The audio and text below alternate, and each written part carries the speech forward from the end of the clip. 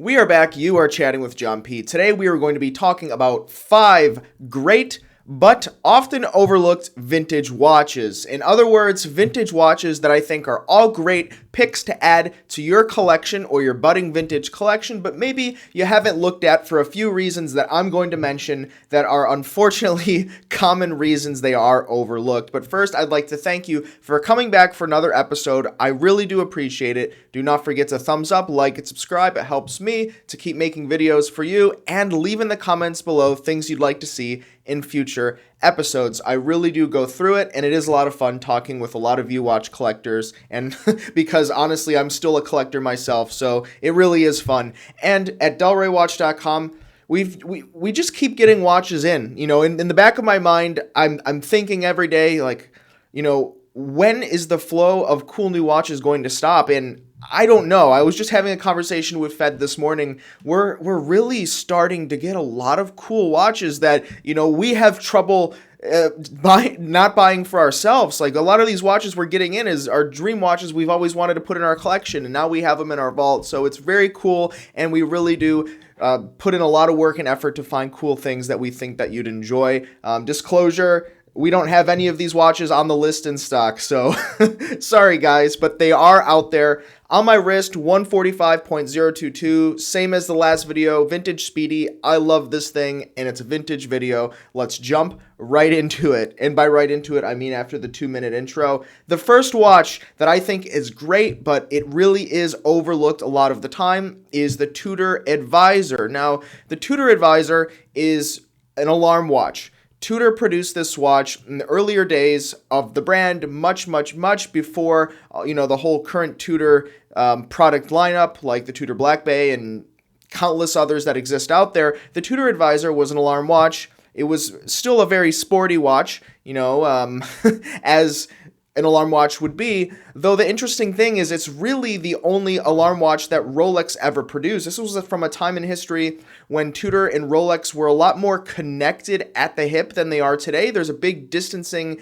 in the brand, whereas in the time of the Advisor, and by the way, they did have 2 major revisions or versions of the Tudor Advisor, one being earlier, one being later, and you can see the styling differences going between very, Art Deco into more of that contemporary transitional period. But in the earlier stages of the Tudor Advisor, they had a lot of Rolex parts. The parts still said Rolex on them. The crown had the coronet. The bracelet was a Rolex bracelet. And these things go, on a bracelet for roughly $2,000 down to about $1,000 if you get one on a strap. And in terms of vintage Rolex with a complication, that's pretty wild. Now, sure, it's not a vintage Tudor Submariner, which has really seen a price increase. It's also not a vintage Tudor big block chronograph, which has also seen a big price increase because of the Daytona and the Rolex equivalents to these Tudor watches. But there is nothing equivalent to the Tudor alarm in Rolex. I think that's pretty interesting and amazing, and they're never making more of these things. They're out there. I can only see the prices going up, and it's a great watch. It kind of scratches the Rolex itch, and it's a vintage alarm, which a lot of vintage guys, myself included, think is really cool complication that you don't see a lot of in modern. Next, this one is also quite a personal favorite of mine. I have one in my personal collection. It's vintage Girard-Perregaux Seahawk. Now, interestingly enough, today the Seahawk lineup is very sporty. Thick cases, titanium, some other metals, thick 44 millimeter or in that range depending on the model, just fat watch cases that are thick, heavy. They come on rubber most of the time. You couldn't be any more sporty than what the Girard-Perregaux Seahawk lineup is today. But when they originally came out in, the 1950s era, pushing all the way through up until I believe the 80s with different versions of the Seahawk, they were really dress watches. Now, it's the same thing that all the other brands were doing at that day and time. They were making watches that are what would be considered dress watches today would be considered to be used for sports back then as well, because these were utility items, right? Today, watches are luxury items for the most part, whereas back then, they were just tools, and, if you had a watch, you also needed it to perform in the water probably, so it really made a lot of sense. They didn't have all these different things that they do today. Also, in vintage Girard-Perregaux Seahawks, they did ultimately turn that line, I believe, in the late 80s, early 90s, into what we see as a typical dive watch. So that's still considered vintage, and those have kind of started drying up. But when you get into these dressier style, traditional watch in the smaller size, they're just so often overlooked. I think, in my opinion, because of what Girard-Perregaux is today, is just not what it used to be in terms of their design. The quality is still there, but they get often overlooked because it's just very confusing, I think, to look at what they have today and try to look at what they used to have. And the guys that are into the brand today are not always the guys that were into it when the watches were originally coming out. So something interesting. And when you can pick these things up in terms of a few $100s up to maybe $1,000 for the absolute best condition, best dial, best case, I think that's a great buy for one of the oldest, longest standing watchmakers that exists today. You just can't go wrong. The next one is a vintage Omega Seamaster 120. Now, this is also a watch that I used to own, and I've mentioned this watch in other videos about it being somewhat overlooked or often unappreciated, but I think it's just still underappreciated and undervalued, and it's such a great addition to anyone's vintage collection now. The Seamaster 300 and some of the other vintage Seamasters have really gained popularity in recent years, mostly because of the way that the models look back then and how they translate into current day models. There's really great transition in that product lineup. But when you look at something like this 120, it has certain design cues like the bezel, like, obviously some iconic pieces to the Omega dial. But when we're talking about manual wind dive watches, sure, they have an automatic version, but the popular version of this was a manual wind. The bezel did not rotate, which is confusing for a dive watch. But if we're talking about the pure aesthetics here, you get a lot of great look of a vintage dive watch for a much lower price. And I think that's probably why it's overlooked. That mixed with there's just not a ton of them floating around in the US market makes it easy for a lot of media sources to kind of ignore them because there's just not a lot of them floating around. They had some other colors for some of the other 120s, and they made the 120s in a couple different sizes. So there's a lot of options out there, and you can pick these things up sometimes for $1,000. And for vintage Omega dive watches that have mechanical movements, that is a really great buy, which is why it makes this list, and I could recommend, this vintage Seamaster 120 to almost anyone trying to build out their vintage watch collection.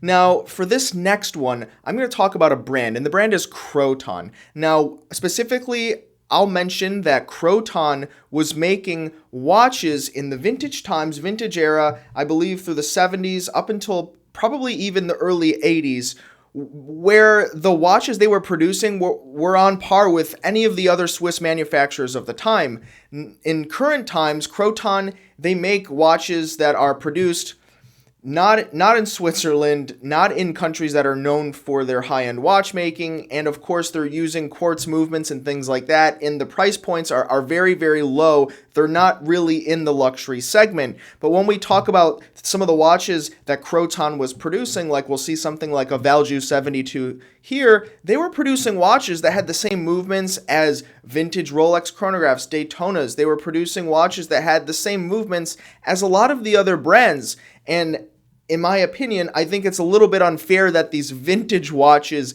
become often overlooked because of where the brand currently is today. It's kind of the same situation that I was talking about with Girard-Perregaux and how the models are overlooked. Well, with this one, it's pretty much the whole brand, and it's unfair to where the brand was if they could look into the future and see what would happen to their brand. But at the same time, it's a really great value for watch collectors like us. You can get a watch with the Valjoux 72 for between $1,000 and $1,500, and it's the same movement that was in a vintage Daytona. I think that brings a lot of great value to someone that's really into the horological aspects of the watch and not necessarily just the brand name. So if you're a watch geek, a watch buff collector, you just can't go wrong. And they have a lot of cool offerings as well, some dive watches, dress watches, and they're all pretty much incredibly approachable in terms of the type of watch that it is and just the quality that you get at that price point. So something to check out. Look at vintage Croton watches, especially if you're a new collector or you want to dip your feet in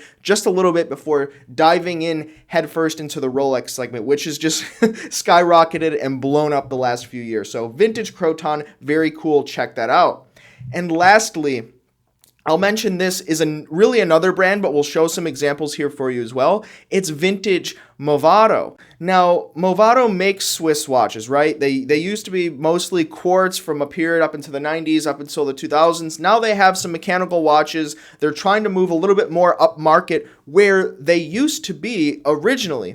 When we talk about vintage Movado, it's a very similar story to what was happening with vintage Croton. The brand just kind of took a different turn through the quartz era, started making more approachable and more kind of flashy watches with that big, kind of circular gemish metal emblem at the 12 o'clock. You know what I mean? You're a watch guy. You know what Movado's known for, that little thing at 12. But the interesting thing is that they had some very cool watches at some very attractive watches at now great price points. And here's a specific example that we'll put right here is Movado was partnered with Zenith for quite a long time, and they produced a lot of watches that were either co-branded with Zenith or they had Zenith produce the watches for them.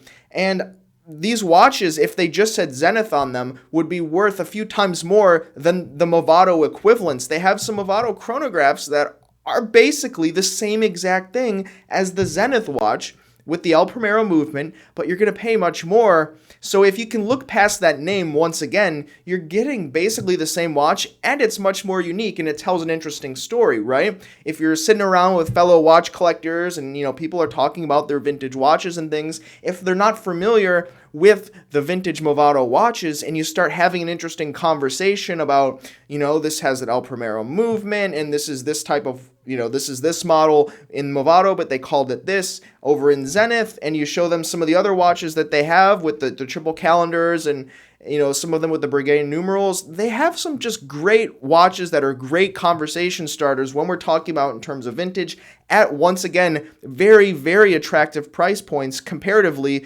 to some of the other brands that you'd be paying a premium because where the brand name is currently today.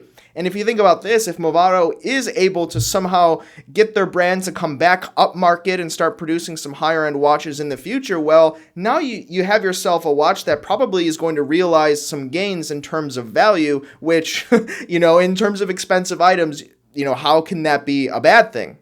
So gents, hopefully you found this video today to be pretty interesting. I tried to pick some pieces here that are always floating around in the back of my mind as good value vintage pieces. When people call up and they say, hey, what should I get? This is a certain price range. This is what I'm looking for. I try to recommend these because you can find them. They're all good value. They're cool. They're interesting. They're conversation topic starters. And also you can just have a good time with them. And that's what watches is all about, right? The watch community should be about having a good time.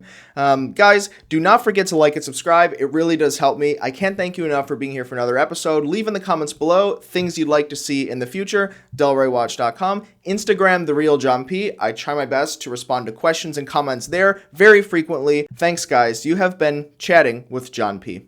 Ciao.